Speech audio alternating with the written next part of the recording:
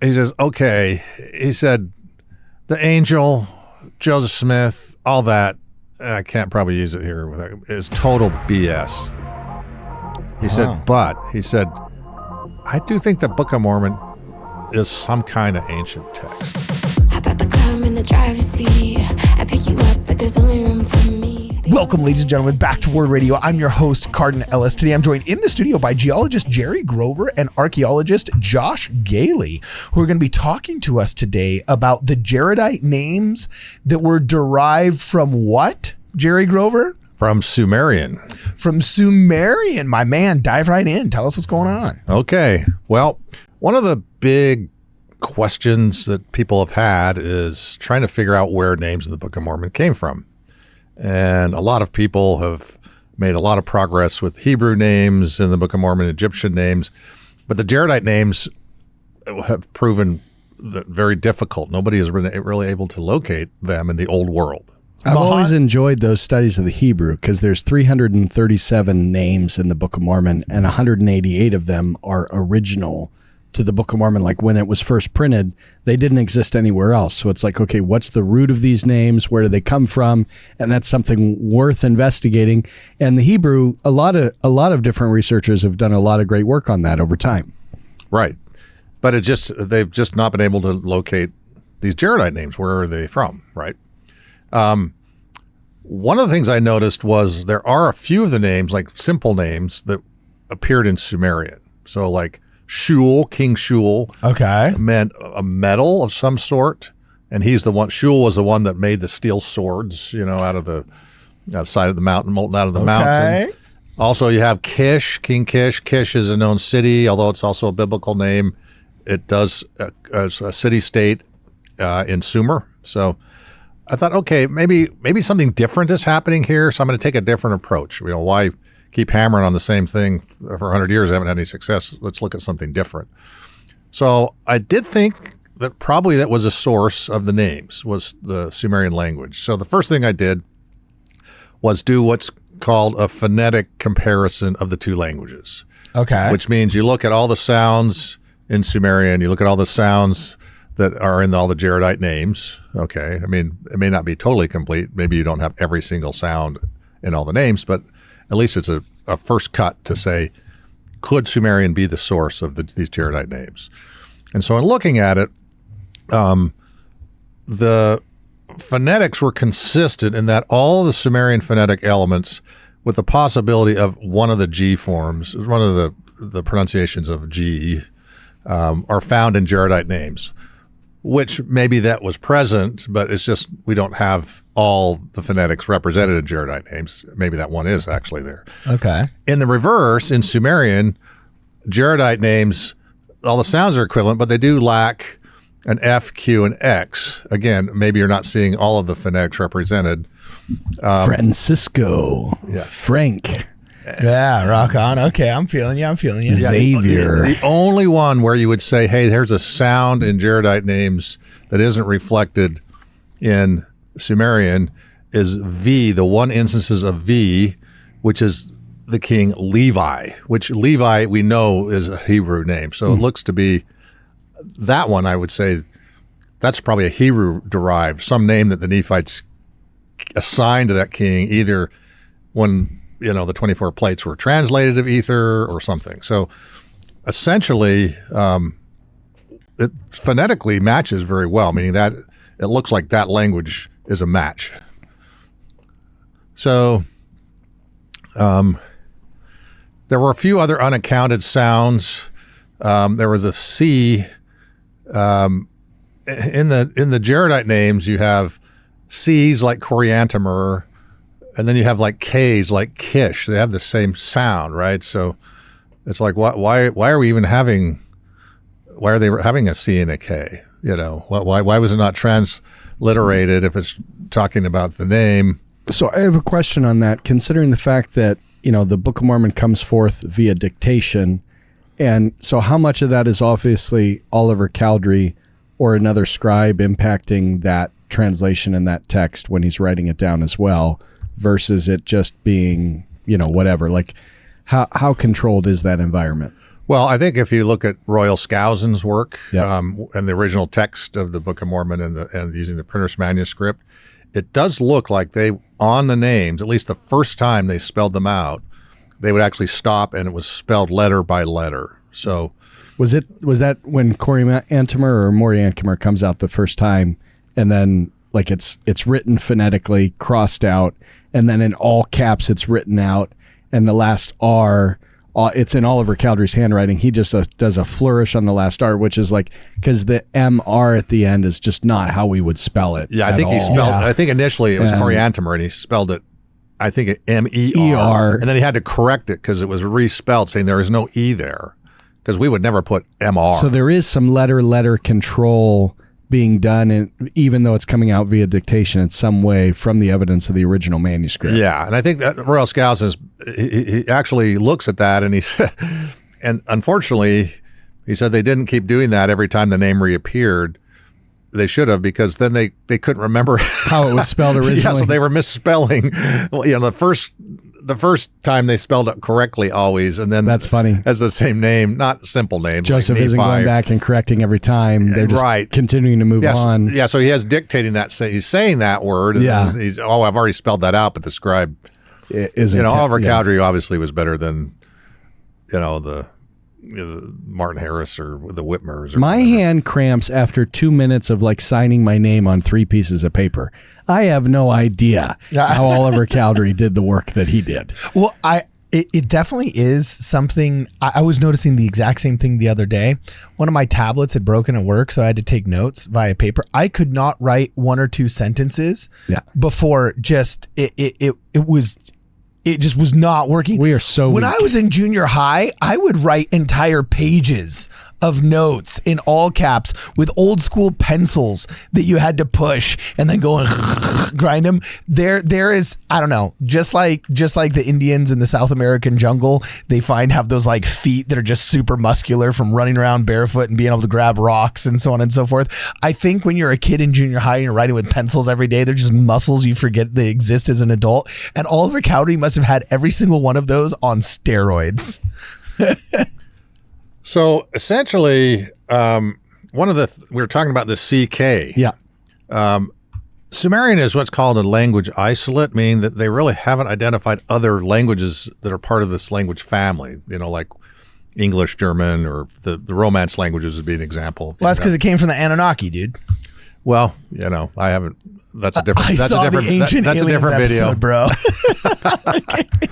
I believe everything that comes out of the History Channel all the time, ever. They're not doing anything for entertainment, just for my education. Yeah. Okay, rock on. Keep going. But there is an individual that has found some links to the Uralic language family, and he actually says that there was a K, a regular K, and then a tonal K present. So there's actually 2 kinds of the K sound. So it'd be like a K and just a regular C. So that may explain why in the Jaredite names you have a K and a C.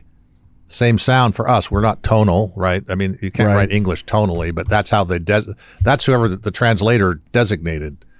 There must be some different designation there. Does that make sense? It does. And so then the second thing is, okay, I figured out that's probably a good source to look for these names. The key or the help you have is that we know most, if not all, of the names in the Book of Mormon are what's called metonymic, meaning they mean something, either about the individual or about the place. So we can. It's a tool now that I can say, okay, I have some of these words we know the meaning of, or have some clue of the meaning of, and so then if I can take Sumerian, and my approach was, they're probably doing something different with the Sumerian than what they're doing in the old world, right? They're doing something different. It seems to be Sumerian. Sumerian is one of these languages where they glom a lot of words together to make big compound words. And you do see that also in Mesoamerica in some of the languages where, not huge, long ones, but they do compound. So I said, okay, I'm going to look and go through every name in the Book of Mormon and see what Sumerian word sits in anywhere in that name. Could be the first 3 letters, the middle letters, the end letters. I'm just saying anything that could fit in that name to construct that name.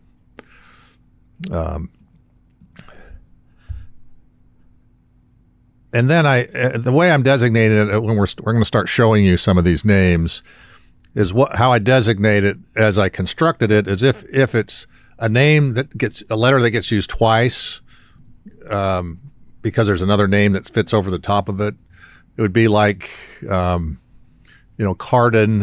I'd have Cardin, but the word car can actually be part of Cardin's name. So I would designate as bold if it's using the letter multiple times. If it's dropping a letter, I would just put parentheses around it. And so I came up with these, what I call them constructed names out of Sumerian. Okay. So, and then first I'm looking at names where we know the meaning of, or roughly know the meaning. So if you want to put up the screen here. Gotcha. So you have, this is the most sexy one, right? Curelom and Qmoms. Everybody yeah. always, what are these? Where'd they come from? So I took that and I said, actually, you can construct from Sumerian Kur, which is mountain, and Iliam, which is sheep. Because we know it was an animal. We know it was used for the use of man. They didn't eat them necessarily. Then you look at Qmom. You have Ku, which means plow or plow. And by the way, the capital, if you put it up there and yeah. So if it says K, capital Ku, that's just Sumerian. It means that it's a logographic form. They just don't have a word. And then if you see a little number suffix, that means it's actually a multiple. It's a homonym. It's the same word, but they're just saying, it'd be like homonyms that have words that have this different meanings. The same word has different meanings. And so you have Qmom, which is a plow beast. The likely animals, since they were used, was probably alpaca and llamas. Again, these are way back Jaredite. They probably weren't in the area anymore when the Nephites had it translated. That may be why it was left in those forms, because they do know that llamas were up in Mesoamerica. Alpacas have been observed there like in the 1800s, but maybe they were introduced because there was a South American group had come reintroduced. up. Yeah. So, but it does seem like the range, they would have survived there, the original range. Okay, let's take the next one, show this one. We have Gazelem, which Alma 37:23 talks about this stone. Some people have interpreted it as a servant or whatever, but in my opinion, it's actually the name of one of the interpreter stones is what it's talking about, because that whole section is talking about the interpreters. And if you look at the Sumerian, you have Gazal, meaning wisdom, understanding, hearing, Lum to shine, Zal to shine, Za gem. So then down here, you can see how I've constructed it. Gazalem, the ZAL is used multiple times, so it's in bold. Yeah. So that's kind of an example of when I'm showing this constructed word, what it's doing. This is there's no way Joseph Smith could have guessed this. Oh, I think he had access to Sumerian. You got me on that one, dude. I was like, what?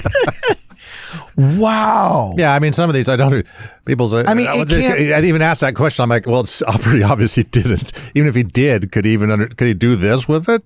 It cannot be. Wait, we got to go back to that. It cannot be a coincidence that you look up in a Sumerian codex the definition of the word wise shining stone and construct Gazelem out of the old Sumerian.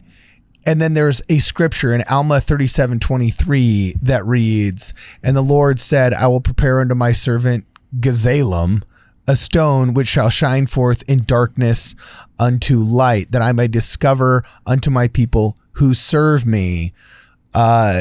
Basically, what their works of wisdom are in darkness, and all this other stuff. A broken clock is right twice a day, not every single hour of the day. This is absolutely incredible stuff, man. Yeah, and see, this is one where you'd say, "Oh, we didn't really know the meaning of Gazelem," but now you can see that the whole verse surrounding it is really giving you the gloss of it. Gloss meaning the meaning of it.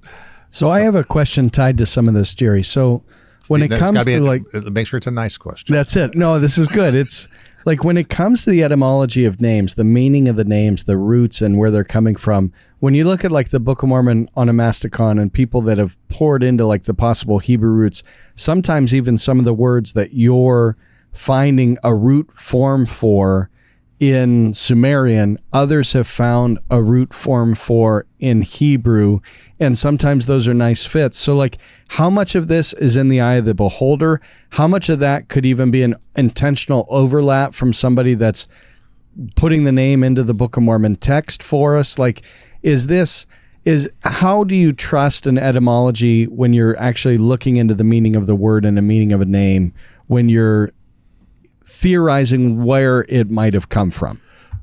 Well, meaning I think it's pretty well established that we do have almost exhaustive evidence of where we have biblical Hebrew, for example, of names, and they mean it. Across like layman means unbeliever, and so it's obvious that is happening in the Book of Mormon. So then the question is, it's probably happening in Jaredite names too, but nobody could figure out.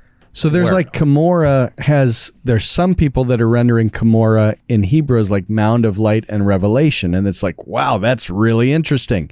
And then, but you have when you're doing your research as well, it's like, and I'm not necessarily sure these are competing, but I think it's like, okay, how do we break this apart a little bit? Yeah, there's proposals for Cumorah as well within a Hebrew context. So sometimes how do we juxtapose those or compare those and evaluate that? How did you do that? Well, that's a good example. I didn't bring it here. I can't remember off the top of my head, but Rama is the name for Cumorah. So I looked at Rama, and it means something like elevation of height of records or something like. I can't remember. So I actually found a comparable, actually secondary meaning in the Sumerian. And you even had for Hill Cumorah, you had like to defeat, lay down, siege, crush, like. Well, okay, that fits the context as well. So it's interesting that you're finding a plausible you're talking about meaning. The Cumorah meaning, not the second. Oh, yeah. Even with Ramah. So you had one with Ramah, and even in Cumorah, there's a plausible Cumorah meaning that seems to fit the text in Sumerian, and there's a plausible one that's like, wow, that's really enlightening in Hebrew.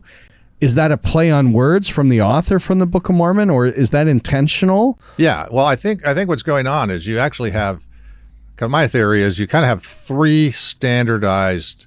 When they're doing names, you have some Egyptian and underlying Egyptian glyphs that actually have meaning, like as we see in the Reformed Egyptian.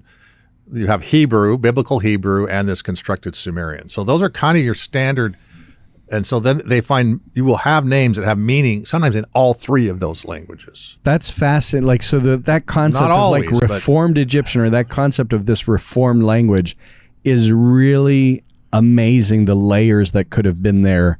And the play on words that some of the authers are doing within the text. Yeah, they're really riffing on the really riffing on the very creative with the names and as we talked about in another, even like we talked about the spear thrower owl in another podcast. It was basically, even in Egyptian you have the glyph meaning three different things in Egyptian, hieratic and demotic. So they're actually finding multiple meanings within one language.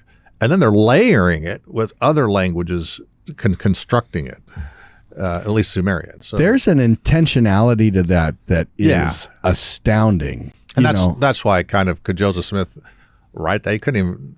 I'm nothing against Joseph Smith, but it's like it's way too complex. It was obviously done over a long period of time, in my opinion. I mean, they just weren't coming up with these if that's in the original language that way, or even the Divine Translator. It took a lot of work. Is this Mormon doing this in your eyes? I think Mormon knows about it and does it, but even his name is structured that name. Right. And kind of my theory is that you could have the Divine Translator who's trying to render it in such a way to get all the meanings of the original name. So maybe that exact phonetic name wasn't said that way. The other thing that's going on is they're obviously the names are given after the fact. So it's either they're reaching adulthood, which actually happened, in Mesoamerica, they would give a name based on their exploits or something like that, or later after they're dead, because of the story of their life or what they've done. I wonder what I'll be named after I'm dead. Really, well, Josh means burnt out. We've talked about that in Hebrew. Fried egg. That's funny. Okay, so let's go to the next one.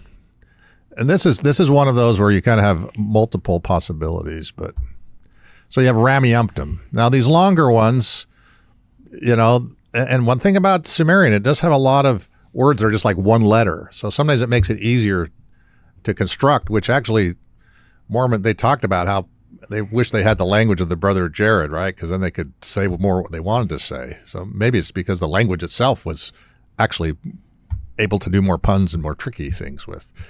But here you have, the Rameumptom, which most people, I don't really have to recount what it is, just this thing they'd stand on and give their self-serving prayer. But as you go through, it's to be pure, an ordinance, room plural, cry, endearment, cell or chamber, lower footing, to be pure, to be acceptable. So again, it may not have been the first, maybe Hebrew was the first preference, but you can still get a meaning out of it that applies. And it's kind of, this is the test, is like if this approach is working, if I'm able to find all these in Book of Mormon names, then I would say that's kind of proof that this approach is correct. And if the name is fitting what we know from the text, and it kind of, you're repeating that pattern over and over, it's okay. There's clear, versus just finding a meaning of a name. You're finding a meaning in a name that's fitting in the time and place in which it's given. Makes sense. So here, let's do the next one. Pop it up. So we have Sheem, and these are words that are for some agricultural item, right? They're listed amongst, they tilled the ground. There's corn, wheat, barley, and with Neas and Sheem. So you take Sheem. Well, Shea is barley or grain or unit of grain. And then is bread, loaf, food, grass, herb. So can I tell you exactly what it is? No, but there are some good possibilities. You have amaranth, which is a red, seed. Yeah. Chia, like your chia pet, those little. Yeah. Chia. Right. So these are grains that are not really identified in English. So maybe they're just using it. I actually think there's a religious reason that they're leaving these names untranslated. Really? Yeah, because amaranth in Mesoamerica, they made these, it's red. And so like for sacred rites, they would make these little red wafers like of blood. And they're eating them.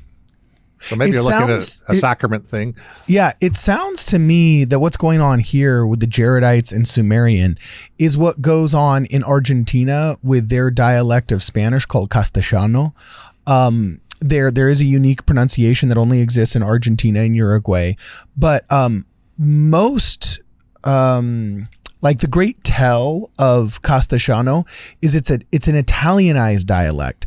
The verbs, all of the grammar is mostly Spanish. Okay, 95% of Mexican or mainland Spanish sounds exactly the same as Argentine Spanish, barring some pronunciation differences.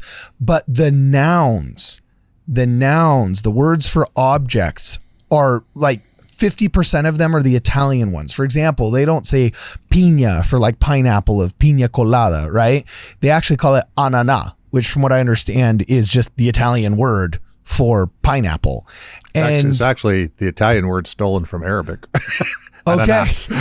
Okay. Exactly. Awesome. So when you go down there and you want to order like Canadian bacon and pineapple pizza, it's jamón con ananá. Oh no. Right. We would never order that. Absolutely not. Exactly. It's hey, look, Shame Brad on you. Whitbeck, one of my beloved co-hosts, is Canadian. So Canadian bacon must be served. If we are, did I just commit breakfast a only? sin? Breakfast only. Breakfast only. That's Can I funny. just say I'm actually an Italian citizen, and if you proposed Canadian bacon and pineapple to an Italian, they would die. Really? Just what right a there. heresy to put that on pizza. Because it tastes so good. I am in the mood for some prosciutto. No, right my now, mother-in-law. based on this conversation. My mother-in-law had come over and just was like, "This is an abomination what they've done." But then she tried it and she goes, "Well, it's not that bad." No, it's not that bad. Oh, that's funny. That's funny. So, well, it just seems to me what's going on with the Jaredites and Sumerian is what goes on currently in Argentina with Italian. There's a predominance of the old pronunciation from the old immigrants. 85% of Argentina, not of Argentina, sorry, 85%. I looked at some stat, and so I don't want to regurgitate this poorly, but a great majority I feel comfortable with of the population of Buenos Aires is of Italian and Spanish descent. So it makes sense that their language would be a hybrid of Italian nouns and Spanish grammar, just like if we believe the Jaredites could have descended from Phoenicians or Sumerians, as it's been suggested. It makes sense that they would have a great impact of Sumerian, especially nouns. Right. And I think, kind of what I'm saying is maybe the phonetics, maybe it's more the meaning of the name than the phonetics. But I think the point you raise is we have the Mulek, the people of Mulek, they're landing in desolation, their land of desolation. That was the later name for it. So there were the Jaredites there. They mixed with the Jaredites. Then the Jaredites were destroyed. They moved up Zarahemla, out south wilderness Zarahemla. Then you have the Nephites coming over and mixing with them. That's why you have Jaredite names. Even like Coriantumr was the guy that came. He was a Lamanite name. He was like a Nephite apostate. They came back and went right through the center of the land and killed somebody against. Yeah. So it's like you have these Jaredite names coming all the way up through. So yes, you do have this borrowing, if you want to trickle down effect that happened. Right. Yep. And so it wasn't all like everything Jaredite was lost. There was this, the Mulek. And that's why you have to have a couple names that look to be Greek. Timothy and Laconius. It's probably because there were probably Phoenician, there were some Greek, the Mulek, we don't know who came with them. Obviously Phoenician. So that's kind of probably where those came from. Does that make sense? Laconius, our most beloved and competent leader. He was like the church office building before the church office building. You have to love him because he's David's grandpa, but at the end of the day, he doesn't know how to run jack crap, and you kind of got to step in for him and do his job. Oh, yeah. I just don't want a church council, so I'm not going to comment on that. So, Jerry, I don't want to take away from like any of these other ones that you want to do, but I wanted to ask, and I think it might be good to get on record. So, one of the top linguists tied to Book of Mormon research would be Brian Stubbs. Obviously, you've sponsored some of Brian Stubbs' work. His work is remarkable in, showing cross migrations and stuff. So if there was somebody that might look at this and give an opinion, even though he doesn't have any background necessarily with Sumerian, has Brian taken a look at this? And if so, he just always says, "Hey, it's interesting." Feedback. Yeah. he kind of works on his own stuff. So yeah. Okay. Yeah. So he wasn't like offering a review or anything like that. No, but I did send it to peer review. I paid money to some, and so there was actually a Sumerian professor reviewed it, and he's basically it was, hey, your use of the Sumerian dictionaries is all correct. It's correct. Yeah, and what you're doing, but he kind of said, well, it's Book of Mormon, so sorry, it can't be true. It was kind of my own Charles Anthon moment, I guess, of what you're saying. Well, yeah, wait, but let's unpack that. I paid him like $1,000. I paid a third-party review, so it's blind. I don't know who it was. I just got it sent back, the comments from these 3 different people. Wait, no. Hold on. So you paid money to peer review your claim. All his work. All of Jerry's work. All my work. And where I can get I get that. non-LDS, I send it to him if I can. Okay, I get that. So I'm making sure I got this right in one sentence. You paid money to peer review your claim that Jaredite names were of Sumerian origin. You proved using the codices and the dictionaries from ancient Sumer and the pronunciation guides and so on and so forth. It's an online dictionary. It's not all that tough to get. Okay, so awesome. I don't want to get too much credit. And you paid 4 figures to submit this to peer review, and a Sumerian professor said, look, the math checks out and your Sumerian is right, but I can't endorse this because it's a Book of Mormon. Like, that is, I think his exact words were in Spanish. His exact words were something like, well, if this was correct theory, that would mean that the Book of Mormon is like true, which it cannot be. That's a modern Charles Anthon moment.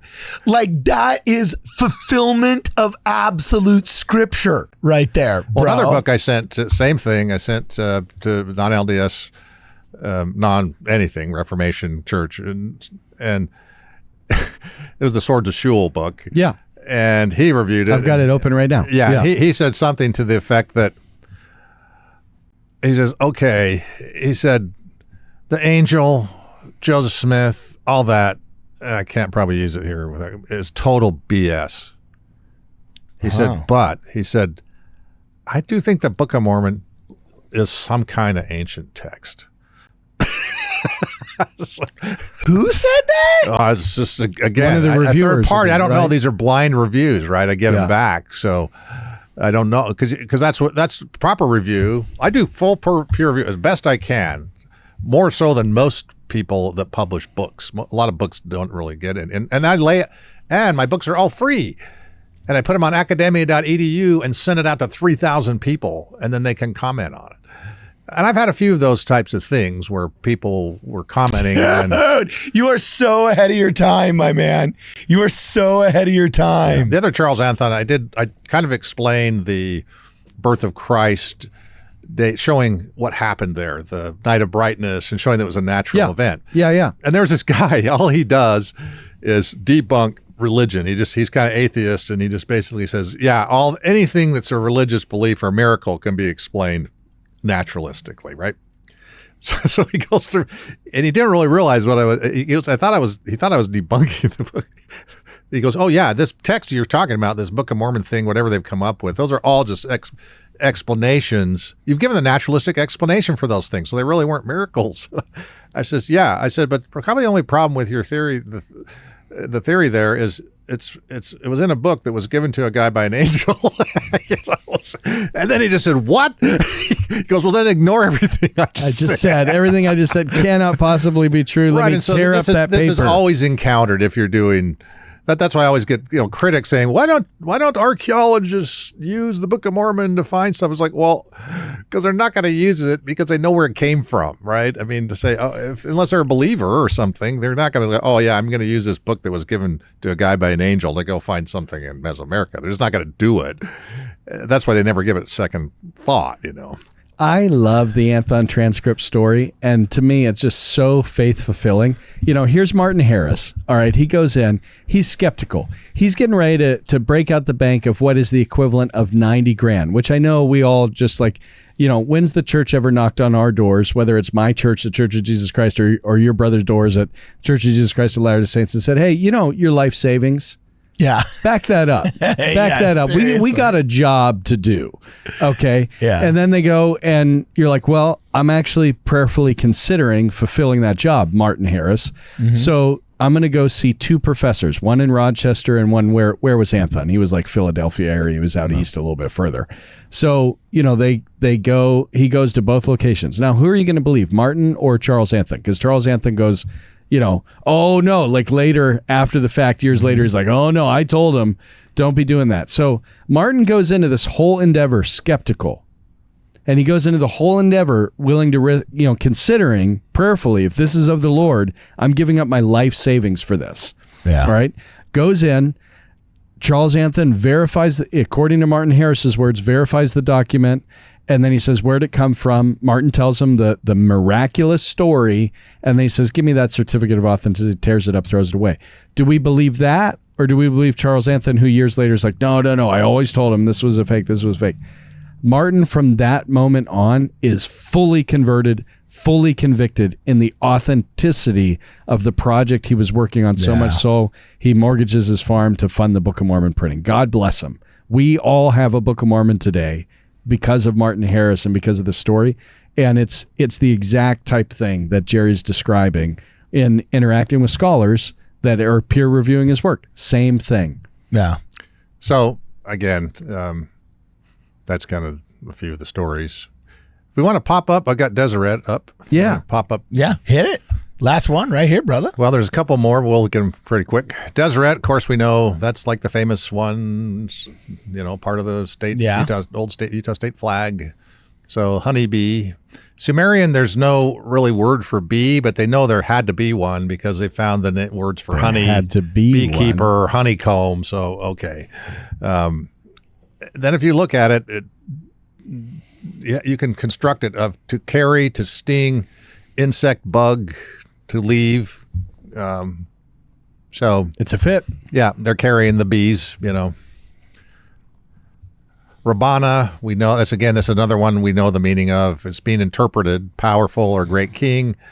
Pretty close. Rabbanium is commander, high official, strength, power. He is of great strength or power. So, wow. Iriantum, which is interpreted as many waters. Ears mighty, that water high up, pure, clean, constructed. Wow. You make Iriantum. Okay, this is incredible. Okay. Onedah, which is they fled to Onedah, the place of arms. The spelling's a little different because in the original text, this is one that Skousen identified as got misspelled. So Oneidah is probably the correct.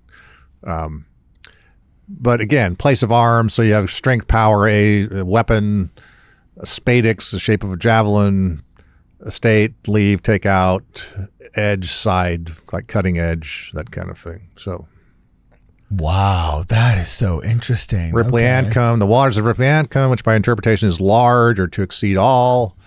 You have, and it's also at the very north end of the known Book of Mormon. You know, that's where Coriantumr went and then got battled and got wounded, right? Then he came back to the Cumorah. So you got to be distant, to pour out, surpassing, strong, massive, branch, flooding, water, upper, spread, discharge. So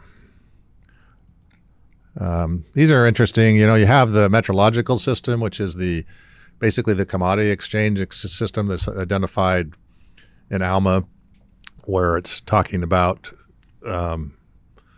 well, it was Mosiah that did it, right? Let's see. Yeah. And so you have gold and silver comparing against measures of grain. Really, it's basically the grain is the commodity. There is the main commodity, and then just other probably elite commodities are compared as to what they would equate to, right? Yeah. So you have limnah, which if you actually lay out that system, because we know it says limnah is 3 times more, 2 times more, but if you lay it out, it equals 7 measures of grain. Yeah, okay. And so in Sumerian, you have la to weigh 7 imnah, so limnah, Wow. 7 measures.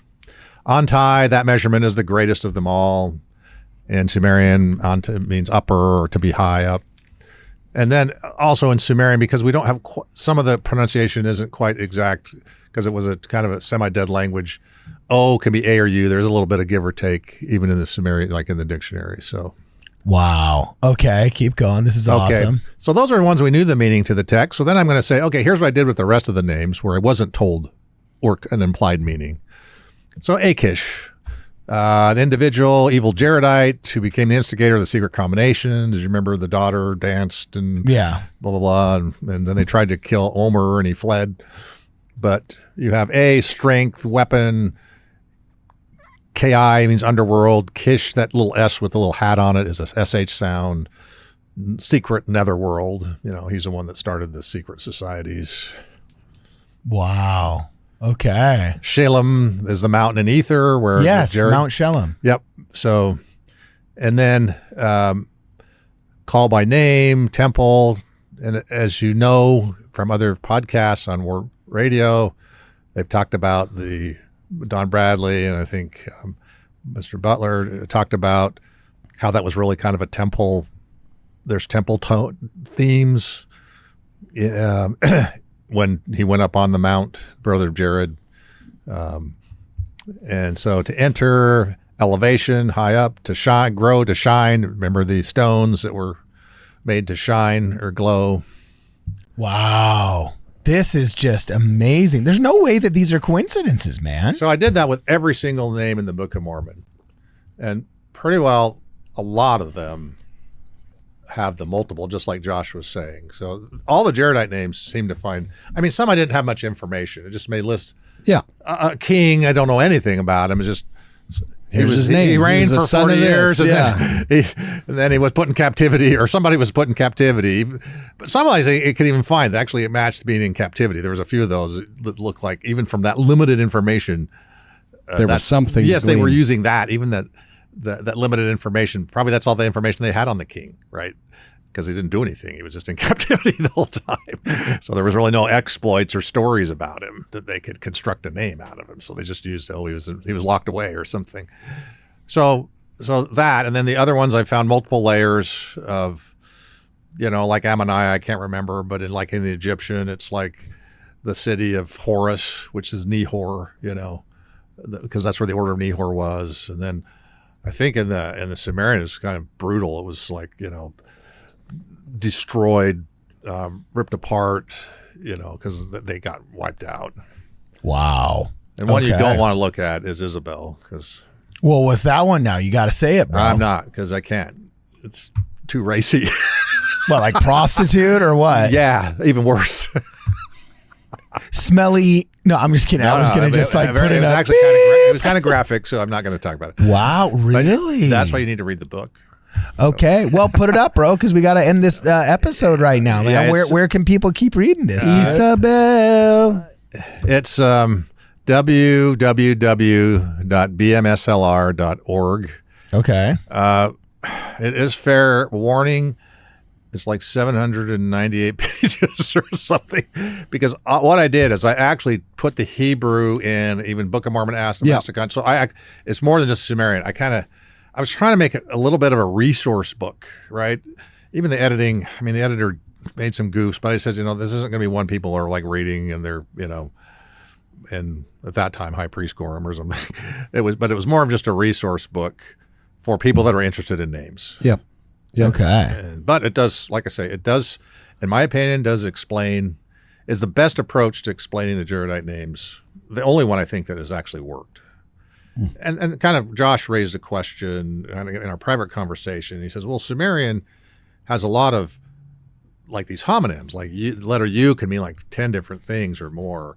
Yeah, that was one question I had. Is like how much of this is picking and choosing to make it fit? And what I was, to be totally intellectually, academically honest, that's why the book is so long, is because I would, each of these words, I would list anything that could be used. So you could see where I'm coming from. And you could say, well, that name could be, there's too many options. You could construct something that means that. And I didn't disagree with you. I didn't disagree with anybody. There are some of the names but like Gazalem, for example, that's too. You just don't have enough to do that one. So,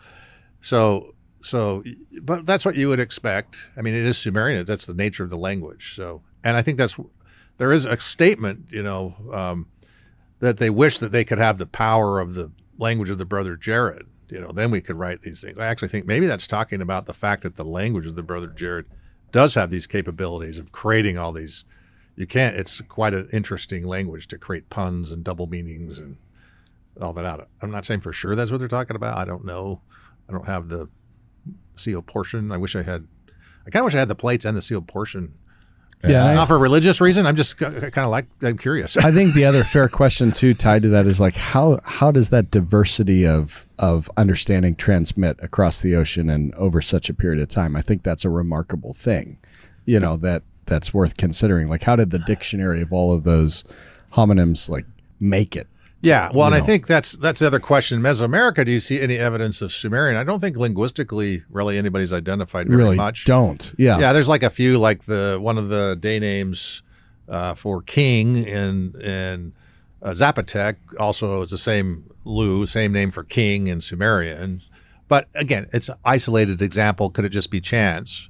But you do see in my translation of the characters book, you do see like in some of the number systems, like the Aztec, the glyphs they use for their numbers match some of the Elamite Sumerian number glyphs. And numbers do tend to they're much more difficult that they change. They do modify through time somewhat, but they're more resistant to getting severely modified. A language could change and the number system might even stay the same. Exactly. To your point. The glyph, the glyph would stay. Yeah. And then there's also like somebody's identified that the Maya, the way they count time, Vene says basically you only find that kind of way of counting time in that, not with the glyphs or anything, but he says in Sumerian they do that too. There's really nowhere else that does that.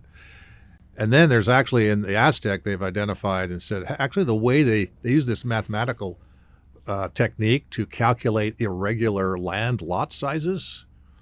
Oh. And that came from the Sumerian way of doing that. So again, these are correlations. The whole issue of correlations is people can say, it came independently, whatever. But if you look at the complexity of something, right, that tends to, and the multiplicity. Yeah. Meaning, so if you're saying something is transferring from one culture to another, well, if it's a very simple thing, you can say, well, they independently invented that or something like that, which is the standard in right. The but archaeological. If you're looking at whether there was a true exchange, cultural exchange, you look at the complexity. If something's very complex, then it's probably not likely that it was independently invented. It was borrowed, right? And so that's kind of where a lot of people like to make all these correlations with, okay, there's fortifications and things like, okay, but people will come up with fortification concepts independently. They're just everywhere. Yeah. People want to protect themselves anywhere. Yeah, so, I mean, it's kind of the first level. If you don't have that, well, there's no correlation, right? I mean, so you got to look for something. That's kind of a first level. But then you get to these other higher levels of complexity. Then you're starting to say, okay, this is not just a chance thing, right? Or number, right? Like if you're comparing languages, you have so many. I think it was like 3% of totally unrelated languages will have 3% of the words that have similar sound meanings, right? Wow. But once you start getting beyond that, that's when you can say, oh, okay, actually these languages. Some type of correlation between. Yeah, there's either like next to each other loaning or a daughter language. Okay. So wow, this is absolutely awesome. I have been intrigued. This is one of the coolest deep dives you've ever brought us, Jerry. I've never wanted to read a 700-page book so much, but I'm also questioning how I get through that. You're gonna have to train me. You know what I'm saying? I guess this is why actually, Ward you only have to read exists. a couple chapters. All the rest is the names, going through each individual name. Okay, awesome. All right, I dig it. So what's the name of the book again, so they can look it up on your website? Let's see if we can get a picture of it here. Yeah, pull up a picture right here. I'm going to give him your screen. Some of his preliminary work was in Swords of Shul, but that wasn't the whole thing. Okay. Yeah. So let me. You got it on there, buddy? You got it on there? Yeah, let me get my website. Sumerian Roots of Jaredite Derived Names and Terminology in the Book of Mormon. It is a gripping title, as it is a gripping So if you want to share page-turner of a screen book. with me now. Yep, gotcha. It's right here. It's right here. Is it up? Nope, it still says the phonetic comparison. Oh, okay. It's in my browser. I got it. You got it? Yeah, but I'm not on the HTML. Yeah, that's true. Or the HDMI. HDMI. Okay. Oh, you got it? Well, nope, it's all good. Just say it. Just say what it is and they'll look it up. Yeah, just if you go to BMSLR, or you can just do a search on Book of Mormon, Jerry Grover, Geology. It's the only thing that comes up. All right. And it's Sumerian Roots of Jaredite Derived Names and Terminology in the Book of Mormon. It's got a little proto-cuneiform tablet on the front of it, and it's brown. All of my books, you can just kind of go to the side menu. And I also have all the John Sorensen works, except for Mormon's Codex, on there if people are interested as a resource. Okay, cool.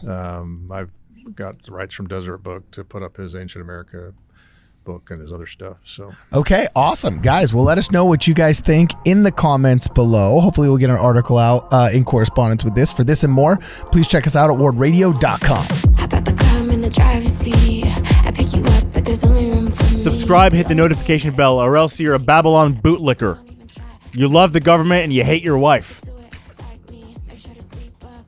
Or you don't have a wife, but you love the government. Ugh. I bet you drink soy lattes and believe that George Bush's presidency was good for America. The Patriot Act was so good, huh? You love that. I bet you love when people watch you. I bet you love to. Never mind. I won't finish that.